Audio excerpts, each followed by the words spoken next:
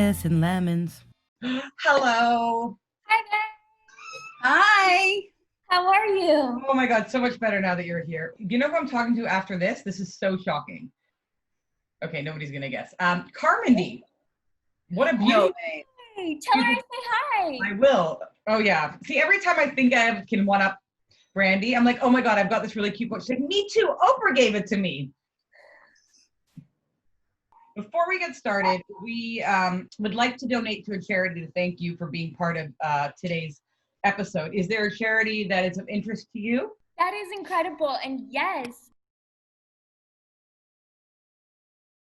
And that is the Last Prisoner Project, which is, it's a charity actually out of the US.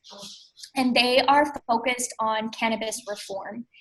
They are focused on having people whom are currently doing life sentences for the same thing I do on the daily, and they're doing life sentences for depositing revenues from cannabis, things that are no longer considered a crime, but they are still sitting in jail for life sentences. There's more than 40,000 people in jail right now for cannabis crimes that are no longer crimes in the US alone. That is a great charity, and we will definitely make a donation on your behalf. And we're actually filming this episode to celebrate I'm going to get this wrong, so Kelly, what are we celebrating? October 11th is International Day of the Girl, and we're all girls. Female We're power. all girls. When we met, I don't know if you remember, at Toxic Beauty, it was only in February of this year. Oh my God, that feels like 6 years ago. Forever ago. This year, 2020? 2020, February 2020. Anyway, you just blew me away. For those who don't know everything about everything, what the heck is EVO? So EVO is a conscious lifestyle brand with a portfolio that houses EVO Skin, EVO Beauty, Evelyn Iona Cosmetics, which was the OG, and more recently our EVO content as well, which is coming out in a big way come October. So our full focus at EVO is to create a kinder, more conscious future, and we've chosen beauty and skincare products to be our channel to do that at this time, but who knows what we'll grow into in the future. Furthermore to that, I think anybody who knows EVO on an intimate basis knows that it has very little to do with the product. A lot of people are a part of EVO or have a love for EVO, which I'm so grateful for, that has nothing to do with the product. We make really good, clean beauty, but really what connects people is this community that we've been so fortunate to pull together of underdogs who are also really just inspired about if I can do what I've done in the period of time that I did it under the circumstances that I've done it, then they feel this sense of inspiration that they can do it too. And to dream big and go after those things. And I think that that's really what EVO is, and the essence of who we are is this culture and this community of people whom are dreaming big of a kind and conscious future and what they can do to create that within there. Yeah. Okay, completely off topic for 1 second. Like, you got to write a book. Like, you just rereading the Toronto Life story.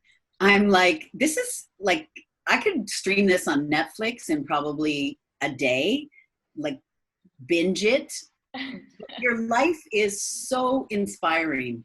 And it's like got, the highest of highs, the lowest of lows. Like, are you writing a book? I am. So I actually got a book in 2018, and since July of 2018 to today's present day, I have written all of 3 pages. We're working on it. Since it is International Day of the Girl, what is it like being a female entrepreneur? And just aside to that, what sort of roadblocks have you hit along the way? Every woman that you speak to is going to have a different answer, but yet all of ours have the same kind of undercurrent that it's challenging. And so I've chosen to look at it in a different way because I think perspective has a lot to do with it being a female entrepreneur, especially in the space of it depends where you're going with your business too. Are you an entrepreneur whom is going out and raising money and looking to push that stigma and that and push the status quo, or are you a business owner? Are you a small business owner? Are you looking to scale? So all of those challenges being a female are going to be very different.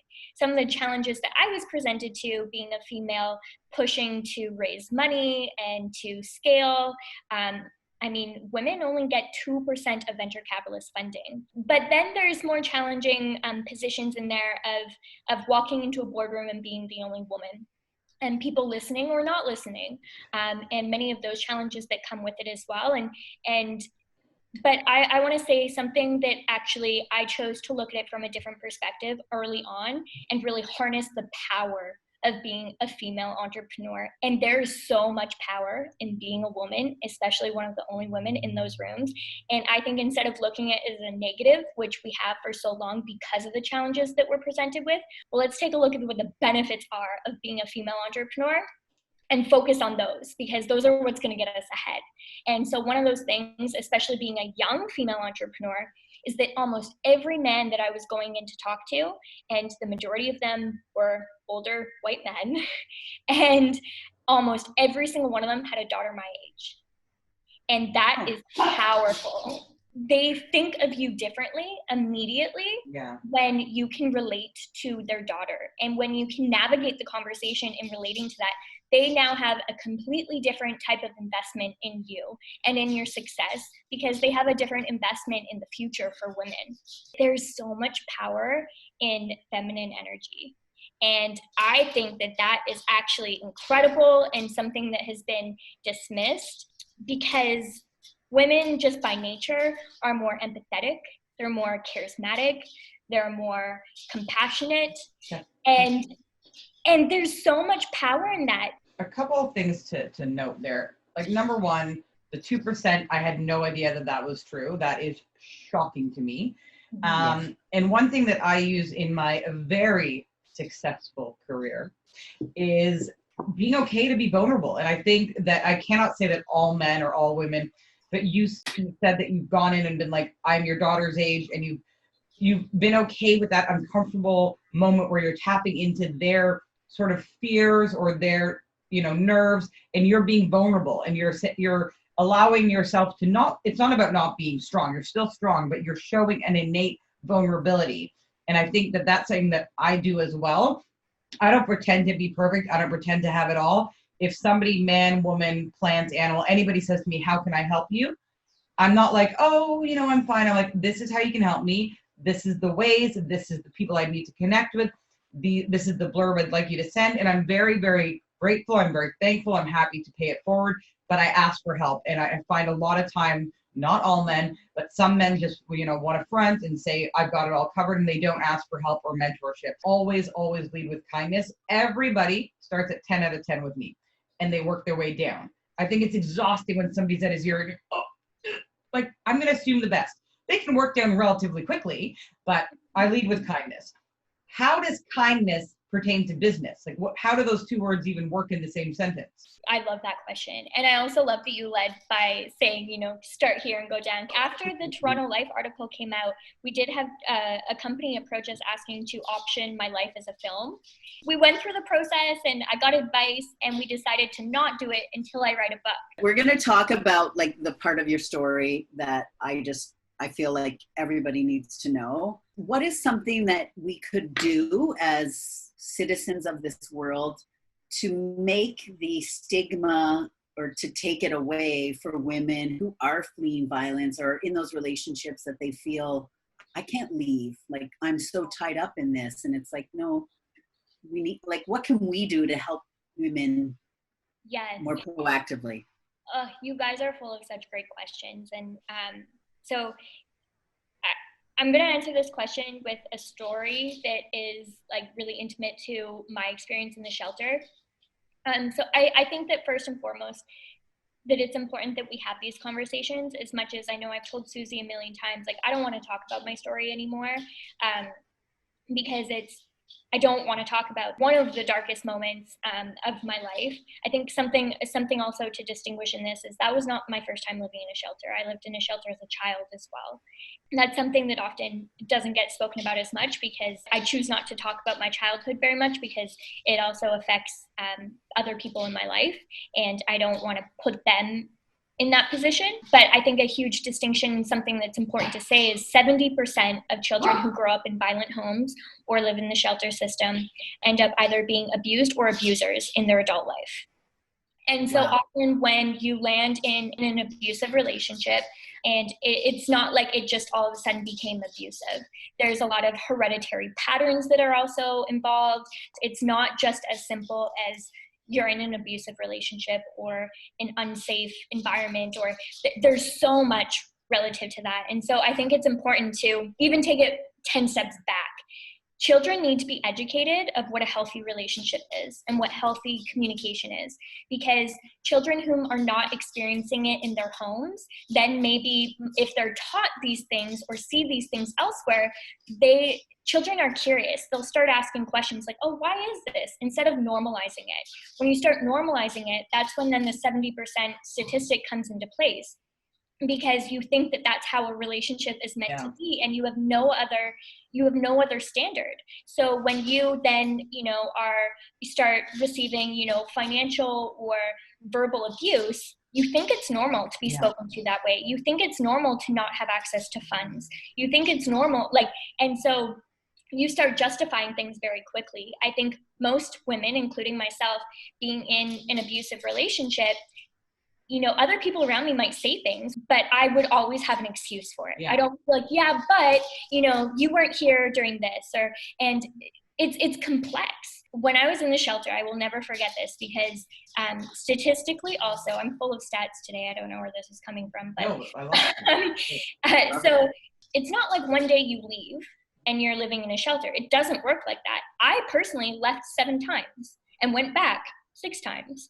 One of the many questions is, well, why did you stay? Like, a lot of people will look at me now and be like, Brandy, like, you are an opinionated woman, like, you're a strong woman.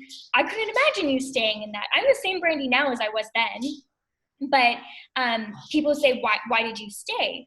Well, it's complicated. It's really complex. And so I think in having some understanding for it and not asking those kinds of questions, but instead, like, when I was at the shelter, I remember my ex had called and he said, come home and let's talk. There was nothing I wanted more than to go home. And so I left the shelter. I left my things at the shelter, which wasn't very much. I left with a bag and a laptop, and I went home to have a discussion. And when I went home, he said, it's not going to happen again. I promise. Things are different. I'm going to get help. All of the things which are needed, because also I think it's important to shed light on that too, that there's often mental health issues, there's often addiction issues, there's many things. It's not that this person is a bad person. I was like, okay, great, these are the things I want to hear, these are the things, I believe them, and more than anything, I want to go home. And so I went back to the shelter that night and I started packing my things. And a volunteer at the shelter, this is one of the biggest life lessons I have ever learned. And her name was Sarah. And I will never forget this. She said to me, Brandy, sleep on it. What's true today will be true tomorrow. And that was so powerful. So I think my answer to this is like, what can we do to help, is like little insights like that. Like I will never forget that like what's true today will be true tomorrow, and just sleep on it. And that actually informs a lot of the decisions that I now make in my life when they get hard in business or in anything. I always sleep on it. If he says he's going to get help tonight, he'll get help tomorrow too, if it's the truth. Recognizing some of those things and being able to give small words of wisdom that are not judgmental, but that are just simply wise, and give autonomy to whomever is going through this challenging situation, to give them little tidbits, but yet their own autonomy to make the choices or the mistakes that they're going to make for themselves. I think the last time I didn't go back was because of that kind wisdom. You think, just like to your earlier point about people being a little more empathetic to what other people are going through, and maybe like to yourself, if you're a woman going through this, or a man, but unfortunately the stats are most like sway again to the women, to be a little kinder to yourself. Do you know what I mean? Like, I find anyone I've talked to that has been in this situation feel like they did something wrong or feel like they beat themselves up over it. And it's like this, you need to like be so kind and soothing to yourself. I would have loved to know when I was in the shelter, wow, a woman who was lying here before me 5 years later became Shadowing Woman of the Year. That would have motivated me to get my butt out of that bed. And so I think it's important that I speak about it, although I don't want to keep talking about it because I kind of want to move on with my life, but I know the importance of it. I think it's a big part of my purpose on this earth. Okay, Brandy, thoughts on ego and kindness? There's two perspectives of that, the personal one and the business one. And actually the team and I have conversations about this constantly. We actually had a team meeting to talk about the holiday season coming up right before this. And it actually really warmed my heart to hear like our ops team and our marketing talk about the 12 days of kindness. And they're like, yeah, but we don't need to tell anybody about that. And I was like, oh, yes. Like coming from a marketing person. Tell everybody. But then there's a fine line to it in business as well, because if you don't talk about it, how does anybody know about it? And then it's actually kind of goes back to our conversation that we were just having, that I don't want to keep talking about my story, but if I don't, then how does it become destigmatized? So I agree, like it's kind of a catch-20, expressing kindness and even when no one's looking, or doing the right thing even when no one's looking. But I think that there's a part to it when it becomes purpose, then in turn fuel the values of the company. But at the end of the day, then those values need to be operated amongst everything, because it actually is good practice, is good business now. They'll tear you apart and you will lose sales if you do not align your values with the choices that you're making. We manufacture here in Canada, we manufacture ethically, we have transparency to things because that relates to our values. And so I think that it's important to make that distinction as well, that today good practice is good business and it's profitable to be good. Are there any products you can recommend? Well, it depends what kind of skin type that you have, but I would say cleanse often. So we have our hemp cleansing wipes, which I would suggest during these winter months. Skin already gets super dry. It's something that we're already concerned of. It's going to be even worse this year with masks. So our serum, I really think that our rejuvenating serum is incredible. And it's also like it helps combat acne. It's all natural. It only has 8 ingredients in it, in which all of them you can pronounce, including cannabis sativa seed and lavender. And so I really think that smells amazing too. How does one make their eyes pop?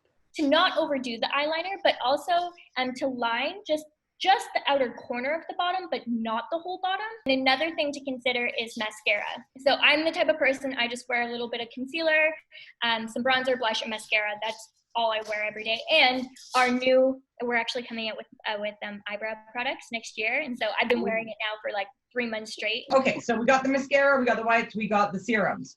So we're gonna link to those. We're gonna let people know about the products.